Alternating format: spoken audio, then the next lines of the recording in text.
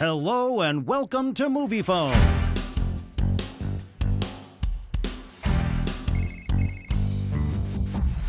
Moviefone TV is your ticket to all that's new at the movies. Here's what's hot on screen.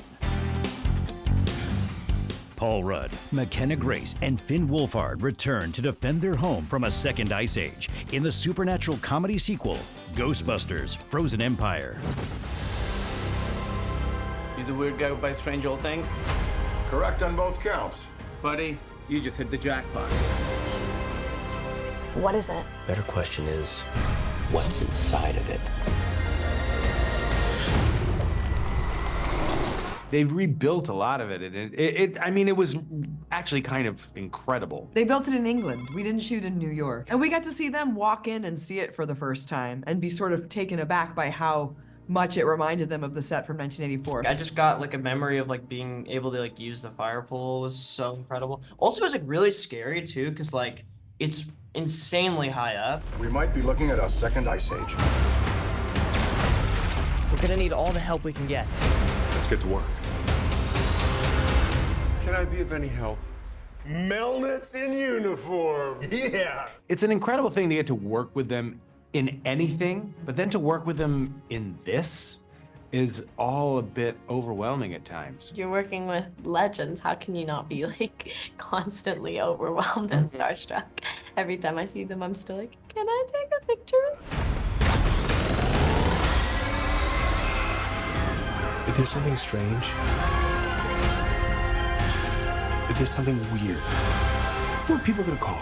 Ghostbusters, what do you want? I definitely asked them when I was doing my proton pack pantomiming. I asked them for their advice about it. Because we were talking about, like everybody has their own way of doing it. And it's easy to overdo it. It's actually much more subtle than you think. They're so heavy and they look so amazing in real life. You would think they would work. Yeah, they they're seem really like heavy. they should do something. Yeah. Probably the max you could really do it without like you getting too tired was like 5 minutes probably, but even that is like you're pushing it because it's like They're like 40 pounds. We're the Ghostbusters. Can I tell you something else? What? Buster makes me feel good. It makes me feel good. The special effects in the movie are really practical. We got to interact with most of those things. It's not a lot of just green screen acting. And that's something I love about making the movies. And it also gives, I think, the Ghostbusters films a very specific aesthetic and style that I think audiences appreciate. It's all dark and horny at 12 o'clock.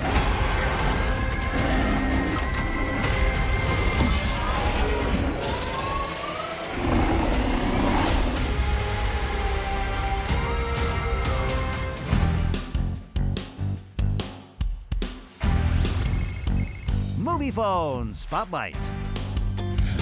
The residents of the 100-acre woods step out from the shadows on a destructive path of death, mayhem, and revenge in the horror sequel, Winnie-the-Pooh, Blood and Honey 2. Let's begin. I'm going to take you back there. Focus. What is happening? This was the day Billy was taken.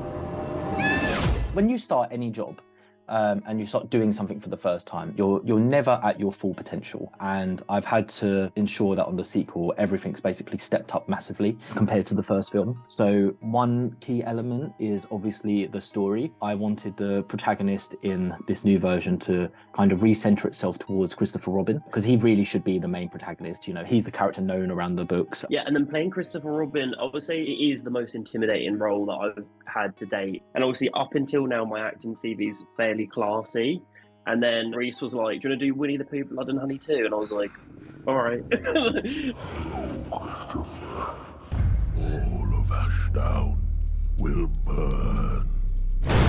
In the first film, some people think I was being dead serious when I make it, and I'm shocked when I read that, like that I was seriously trying to make some scenes just dead scary, but I was going for this like campy, goofy vibe, just because I have a love for like B-movies. However, in the sequel, I did decide that it needs to go into a more kind of serious direction. However, it's not like dead serious, because ultimately it's still Winnie-the-Pooh. You still need to have fun with the concept itself, but I wanted to introduce more traditional horror into there. So there are moments where people will find these characters scary, but they are also doing crazy things. A little bit like Freddy Krueger films. Like, he's scary, but he's also doing fun stuff.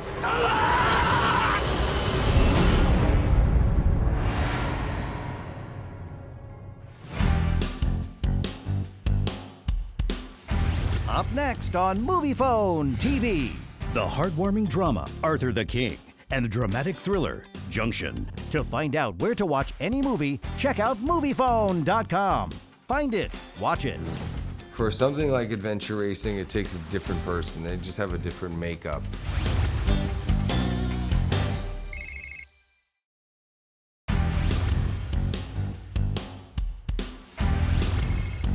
Moviefone recommends. In the heartwarming drama Arthur the King, Mark Wahlberg stars as a professional athlete who forms an unbreakable bond with a stray dog over the course of a grueling 435-mile adventure race. We all know anything can happen out there. Sometimes we feel lost. We push and we suffer. We keep going. That makes all the difference. I think when you're doing a film like this, there are a lot of options open to you, but really my choice, I think, was to try and honor what Michael wrote and felt and what happened to him. It was remarkable to me because Michael was so obsessed with the idea of winning. You know, he was obsessed with proving that he was good enough to become a world champion. The thing with Mark also is he has his vision with the movie pretty early on, and we had a discussion about it, and I really liked the way he wanted to portray me. Over the next 10 days, these athletes will cross 400 miles climbing, biking, and kayaking. For something like adventure racing, it takes a different person. They just have a different makeup. You know, it's all about suffering. It's about being able to endure. Relationship between me and Mark, personally, we worked together 7 years ago in Lone Survivor. So we worked together here in this adventure racing. I didn't really know what adventure racing was before I'd read the script. And then once you kind of do the research and you're like, oh my God, I can't believe there's human beings that subject themselves to those conditions. Any of the skill set required to do a race like this, I probably have 0 of them. So it was fun for me to like try those things out, although it wasn't always successful. Let's talk and get the meatballs too. 3 days, 200 miles ago. Leave the stupid dog and let's go, come on. Move, dumb dog. What is it, boy? Oh. Oh, God. Can't believe I almost walked right off that cliff. Extra meatballs for you, my friend. Turns out the dog was actually kind of a sweetheart, and, you know, we had scenes where the dog was supposed to be incredibly emotional. I mean, a lot of it was the way Mark Wahlberg worked with him, I think. They had a good bond. I'd never, ever imagined that he would be so engaged and so connected to me on an intimate and emotional level. It was incredible. He's a super smart dog, and he loves to work. He really is always in demand for doing something. And he loved the beach and the running, and so for them, it's a game. Think you found your new partner in suffering, Michael? Yeah, he's the king. I think we should call him Arthur. Arthur the King. It's a really exciting script for so many reasons, and ended up falling in love with Arthur the same way that everybody did, and I'm sure people will when they watch the movie. Went to a screening yesterday in a theater that I used to visit 4 or 5 times a week. And we always just took away that experience of sitting there laughing and crying and enjoying films with others and strangers. And so to see that happening again in a movie that's giving people so much hope and so much joy, it's really nice. Guess what? I'm not a dog person.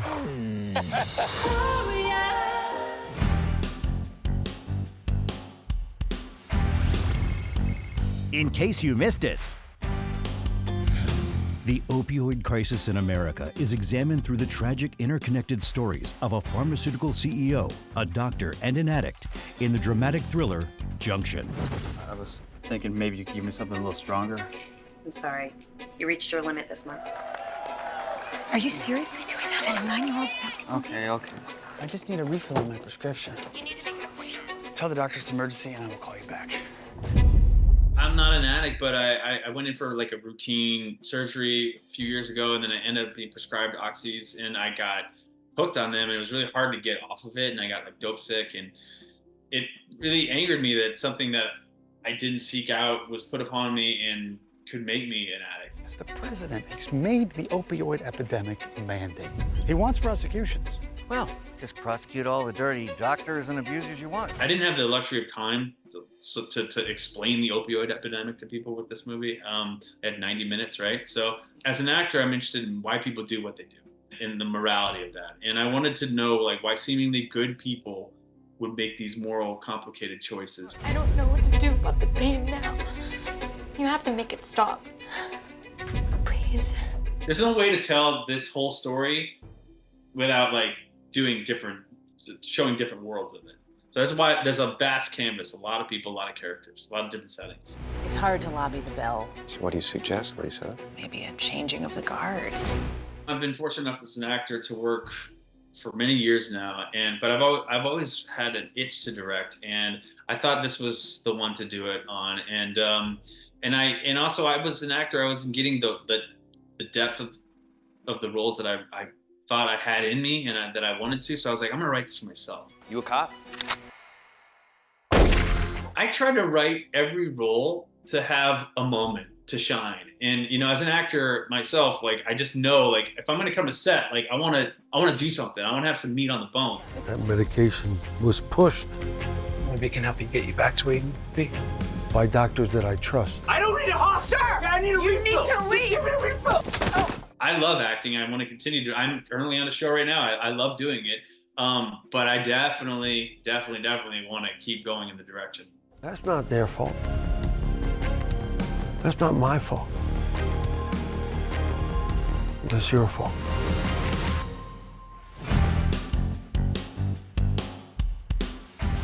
Coming up on Moviefone TV, Frank Grillo and Mekhi Phifer. My buddy Stallone did a movie called Rambo, and it's that guy that I love. It's that exact kind of character.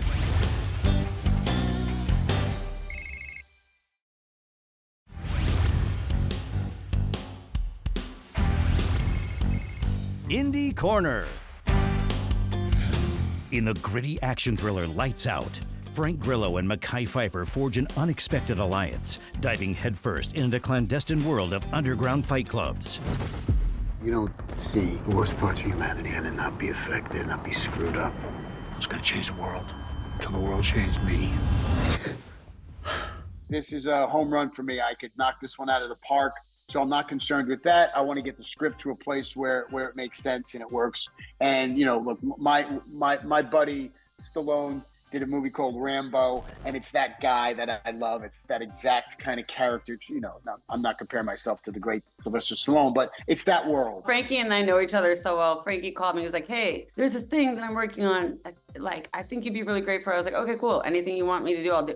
It's a roadhouse film. It's an action film. I mean, it's about kicking ass and taking names. But in order for anybody can do that, but in order for people to follow it, we really had to do some character development, and that's what we did. I thought, pulled off correctly, we can make it like a contemporary, fun style. I wouldn't say fun loosely, but action-packed kind of contemporary version of these movies that I kind of grew up with. There were some tropes and cliches that needed to come out and kind of make it, people talk less and do more, and which I find makes action movies a little bit more interesting. You got all those great actors. I knew everybody was really capable. I saw you last night. More importantly, I saw that look in your eyes. But you got a lot of anger inside you. And if you don't find a way to let that out, it's gonna eat you alive. Enlighten me. An outlet. Mekhi is as charming as he is on screen. He's 10 times as charming in person. And we're both New Yorkers, and I fell in love with Mekhi the minute I met him. I mean, immediately. And it was a 30-year relationship in 12 minutes. Frank is my guy. I mean, we in 1 year we did 2 movies. This is just one of them. We have another film coming out later on this year called Land of Grace, and that's how much we gelled on this first film together. It's rare that you come across a talent, obviously, of that level. I've been a fan for a long time, and Frank, just that kind of seriousness and intensity. Not only is he like that on screen, but that kind of passion is also off screen.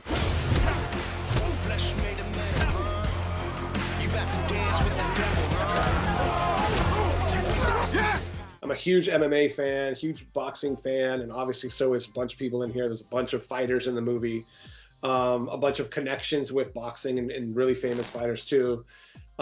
I definitely thought that this was, since it's underground fighting and this kind of idea, a quick YouTube search and you see hundreds of these underground fight clubs and underground fight things happening all over the country. My stunt coordinator, my double comes with me on every movie. Greg Fitzpatrick, who's done all of with Downey. He's been with Downey for a long time, and all of Ben Stiller's stuff. He's so amazing.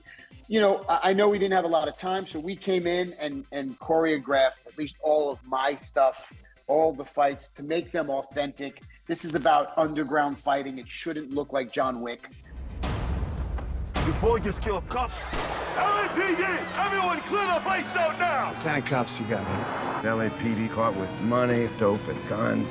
These are bad cops. I hope they come away with it enjoying it the way you would go to like a boxing match or that kind of thing. It's a fun, escapist story about two buddies that go to bat for each other, really. I hope that they're entertained, and I hope that everyone gets to take away something different from it.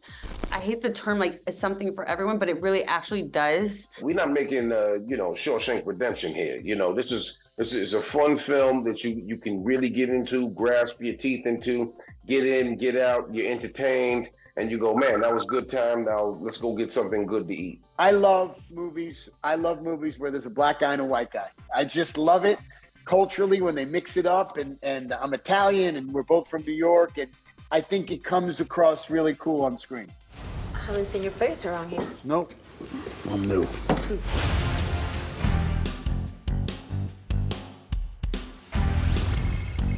Find it. Watch it.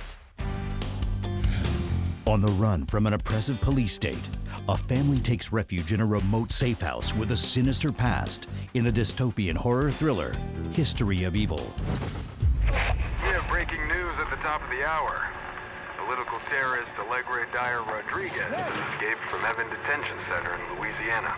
Before I was born, my parents were very active in the Iranian Revolution and sort of speaking out and being part of the resistance against that brutal regime. I started writing a script that was a contained family drama about this family that's like stuck in this revolution and the militia showing up to their house. All that actually happened for my parents. I was looking at that script and I was like, this is really deep, but I don't know if it's like entertaining and fun too. I was like, let me bring some of that into the script. So I kind of married the genre. Yeah, it eventually took many iterations, and we thought maybe it's better and more relatable if it's set in near future America. I say we take our chances and get out of here. Nobody's going outside.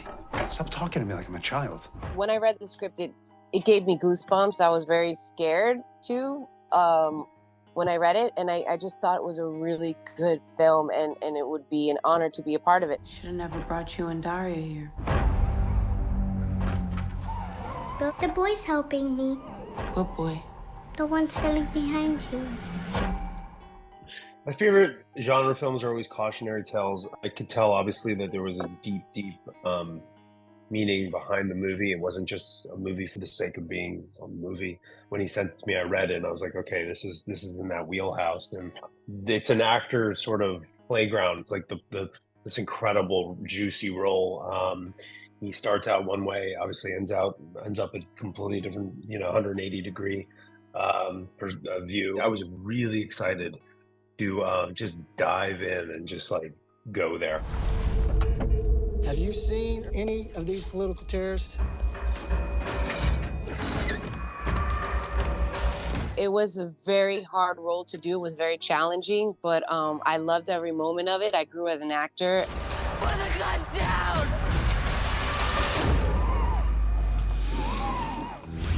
Stay tuned. There's more coming up on Moviefone TV.